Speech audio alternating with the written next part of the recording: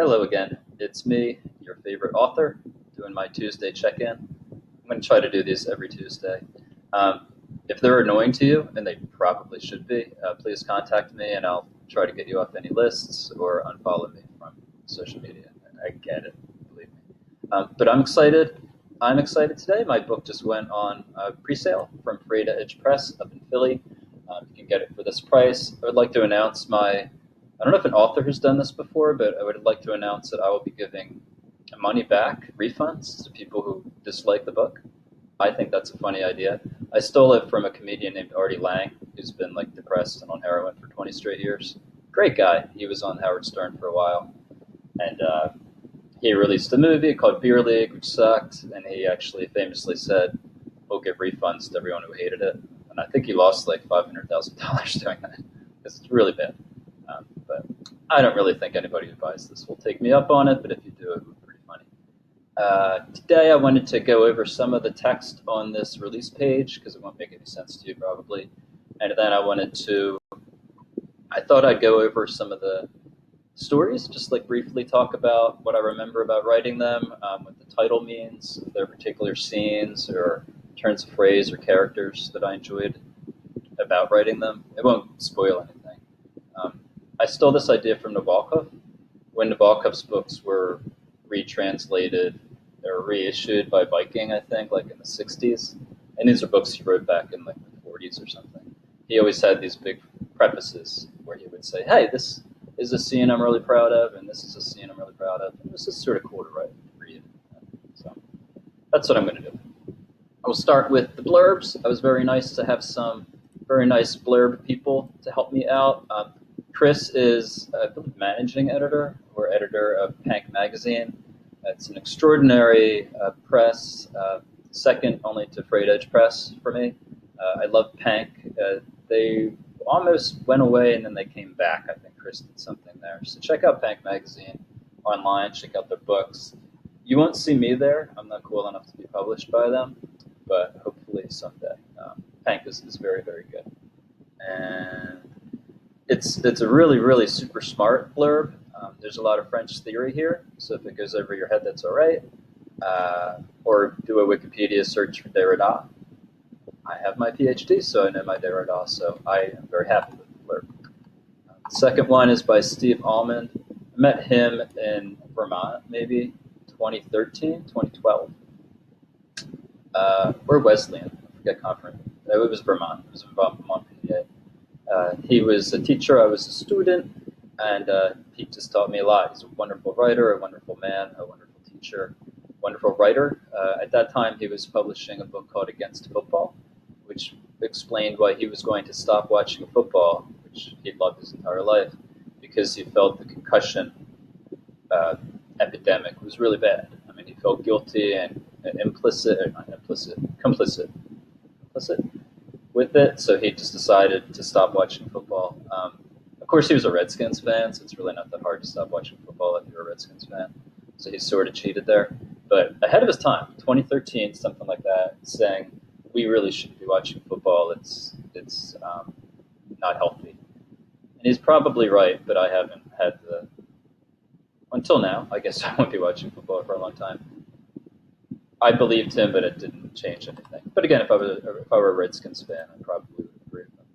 And Stephanie, dear Stephanie, taught me how to write at Lehigh University, or she's one of the many people who taught me how to write. She's a wonderful professor, a wonderful writer on her own. I mean, I could spend 10 minutes listing the awards that she's received. Very good heart, very good mother. Bob Watts is her husband. He's a poet. Great couple, and they have a wonderful son, Auden, I think, who everyone assumes is named after the poet, but I don't think he is. So, anything else on this page? Let me see what's interesting. I'm writing this book now. I should have finished it because, like you all, I haven't done anything in the last 6 weeks, but I really haven't done much. I've been kayaking. Okay. Let's see how this Nabokov stuff works. So, Ambushing the Void is Tolstoy, the Tolstoy quote, and the book is bookended by Ambushing the Void 1 and 2. I didn't want to do that. And I'm back. My cat stepped on the keyboard. These things happen. So Ambushing the Void 1. This isn't the initial title. The initial title was Give Back Your Life. I think it was published in Decomp magazine in 2015. The editor was Jason Jordan. Thank you, Jason. I should look into that.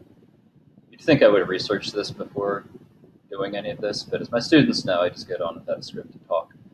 It's a way of being real in the world. I don't trust people who read off scripts. Looking back over this story, like it was written 5 years ago, so it's just like, what was I doing?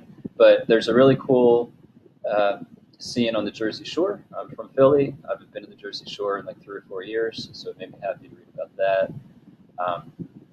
The creepy stuffed animal on the on the cover has its first.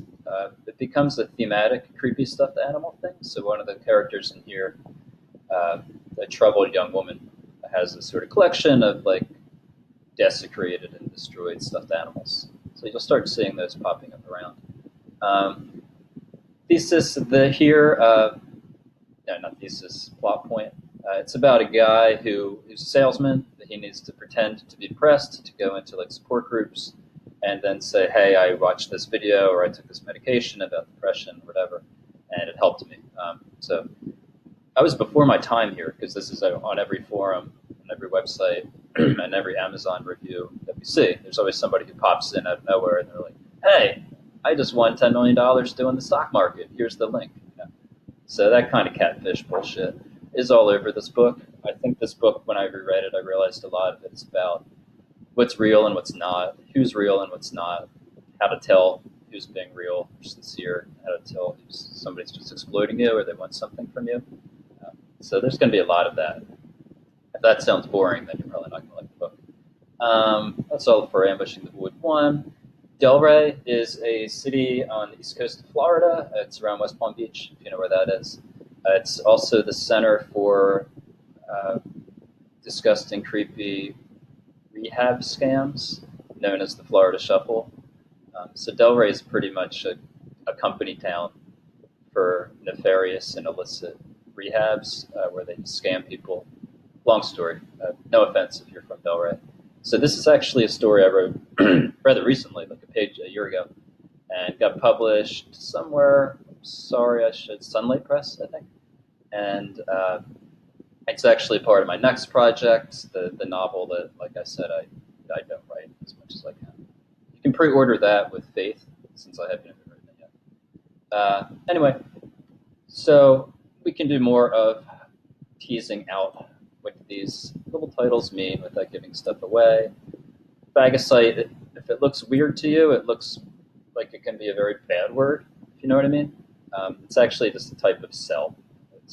It's a medical term.